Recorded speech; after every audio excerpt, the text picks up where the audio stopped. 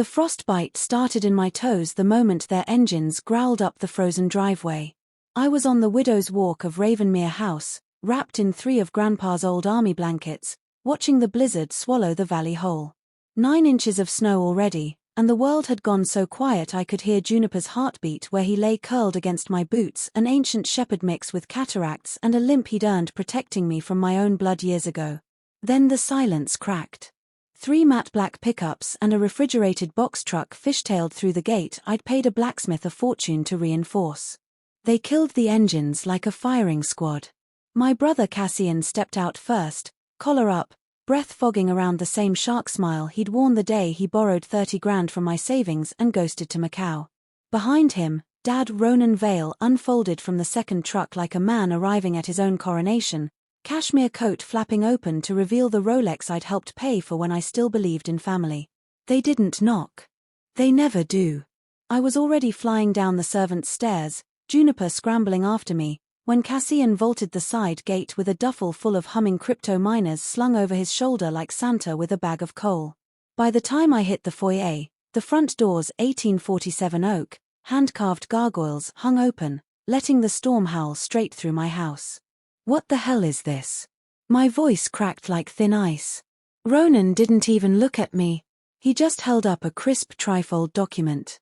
Welcome home, Ivy. Cass is taking the East Wing basement. Generous terms, symbolic rent, 10-year term. You already signed. I hadn't signed anything. I'd been in Quebec 3 weeks ago, elbow deep in a crumbling Gothic revival church, finally spending the blood money I'd earned restoring other people's legacies so I could hide inside my own.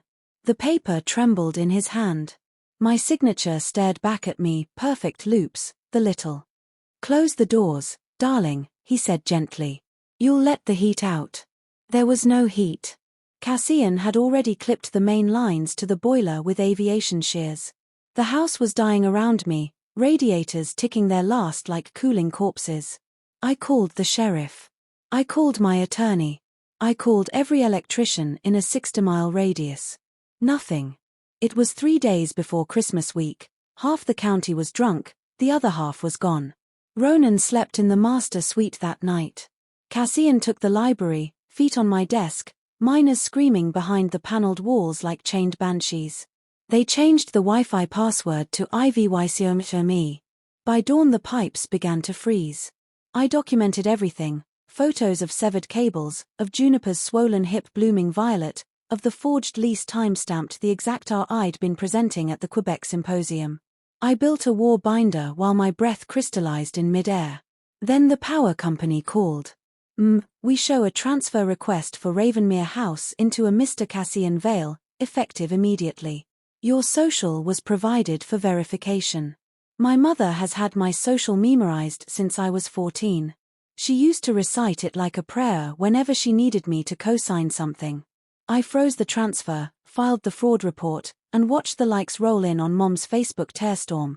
Poor Lydia and Ronan, thrown out into the cold by their ungrateful daughter. Prayers needed for Ivy, she's not well. The town ate it up with Christmas cookies. But I still had one card. At 9 a.m. the next day, the Eldridge County Historic Preservation Board held their emergency Zoom. My attorney, Marisol Quinn, screen-shared the zoning code, the decibel readings already bleeding through my walls, the kilowatt draw that would brown out half the valley. She introduced Exhibit A, live footage of industrial refrigeration units venting into my 1872 rose window. The chat exploded. The chairwoman, a woman who'd once cried when They left with their tails between their legs, miners stacked in the snow like shame. That night I sat on the frozen floor, Juniper's head in my lap, and watched the temperature gauge climb for the first time in days.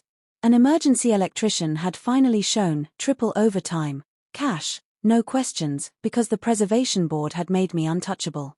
Outside, the blizzard kept falling, burying their footprints, their tire tracks, every trace that they'd ever been here. I scratched Juniper behind the ears and whispered the only truth that mattered. This is our house now, old man. And nobody's ever taking it again.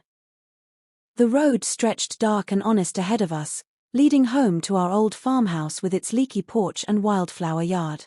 Behind us, A borrowed kingdom crumbled. Ahead, we had everything we'd ever needed, each other, and the quiet power of knowing exactly who we were.